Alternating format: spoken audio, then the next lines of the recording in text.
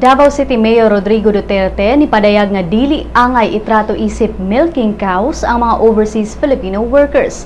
Kini ang gibutyag sa mayor human ni gawas ang report kalabot sa patakaran sa Bureau of Customs nga ablihan ang mga balikbayan boxes nga moabot dinhi sa nasud gikan sa mga OFWs. Gihulagway ni Duterte ang mga balikbayan boxes nga mga sagrado tungod kay simbolo kini sa pagmahal nga gipakita sa mga OFWs ngadto sa ilang mga pamilya.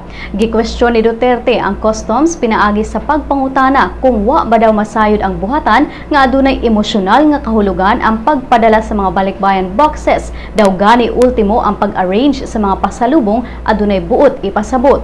Dugang sa mayor nga dili angay ang bugal-bugalan sa mga taga-customs ang sentimental nga koneksyon sa usa ka OFW nga nagtrabaho sa gawas sa nasod alang sa iyang pamilya.